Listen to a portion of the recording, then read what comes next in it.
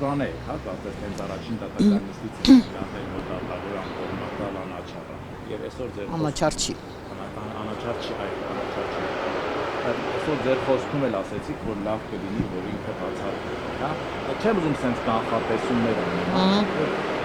Ինչ երկենք ակնկալում եք, որտեղ դուք այսօր ասեցիք վճիրն արդեն պատրաստ է դատավորի։ Դե մենք գիտենք ինչ երկրում ենք ապրում ու գիտենք թե դատարանները ինչքան կախյալ վիճակում են, այդ առումով տենց ակնկալիքներ չունեմ դատարանից, մանավանդ ինքը արդեն իր քայլերով ցույց է տվել այդ իր կողմնակալությունը, բայց գիտեք, էդ էլ չի խնդիրը, խնդիրն է նա, որ այնքան արհամարական վերաբերմունք կա դատարանի նկատմամբ այդ նույն վարչապետի ու իր ներկայացուցչի կողմից, ուրեմն ընդամենը 1.5 էջանոց մի հատ կիսագրագետ հայց են ներկայացրել դատարան, ոչ մի հիմնավորում չկա մեջը, սենց լկտի, ցինիկ ձևով, իրանց թվում է, թե արդեն ունեն վճիրը, կարան չպատրաստվեն, կարան դատարանում իրանց ամբարտավան պահեն, կարան բան անեն, ասենք անընդհատ շուրտան խոսքը դարձնեն, նորմալ չպատասխանեն, չարձագանքեն դատարանի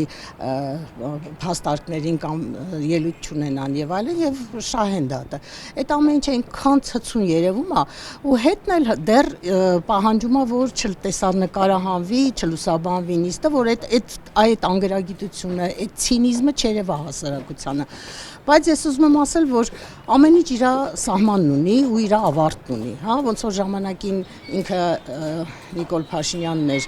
խմբագիր եւ իր նկատմամբ հայցեր էին ներկայացնում եւ այնտեղ չէին էլ նայում ով է ճիշտ ով է սխալ, իր դեմ վճիռներ էին կայացնում։ Հիմա ինքը փորձում է անի նույն բանը լրատվամիջոցների նկատմամբ, բայց դա էլ է ավարտ ունենալու, որովհետեւ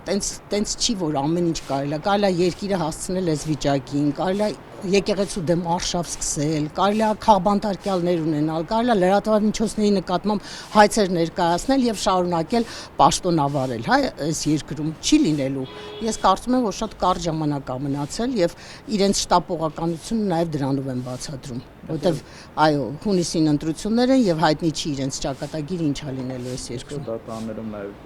դատարանում շփվեցի, որ ստացող դատավորներ Փաշինյանի ախտահայտություն։ Այո։ Եվ կարծում եք, որ հենց այս հայցերի ներկայացման բա փորձում են իշխանություն կարգի դատավորների։ Ոչ միայն հայցերի,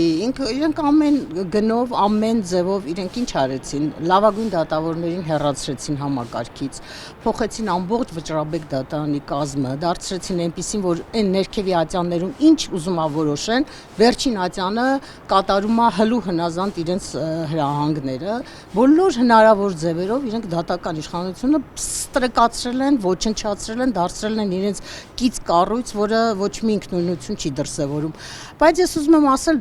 ավելի շատ ուզում եմ խոսքս ուղղել դատավորներին, հա, եթե մի քիչ իրենց մեջ թասիբ, ինքնահարգանք կա,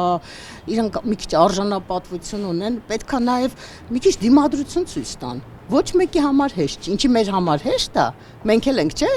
ասենք մենակ 5-10 հոգով մենք դիմադրում ենք, այս երկրում փորձում ենք մի բան փոխել, մի բան կանգնացնել, մի բանի նպաստել, մի բան էլ իրենք պետք է անեն, չէ, ինչ որ քայլել պետք է անեն։ Այնպես չի, որ մի մեծ հերոսություն այս հայցը մերժելը։ Բացարձակապես, հա,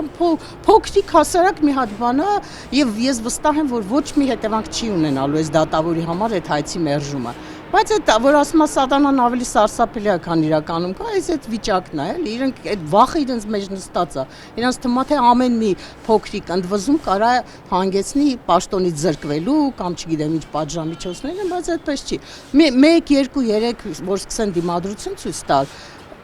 այն մյուս կողմն էլ կսկսի իրեն հավաքել, չէ, զսպել ավելի հարգալից կվերաբերվի, ի վերջո ով որ դիմադրություն է ցույց տալիս, նրանց հարգում են, չէ, այդքան չեն ստորացնում, նսեմացնում, ոչնչացնում այդ համակարգերը։ Շնորհակալություն։ Կդնեք, չէ, դատարանի որը։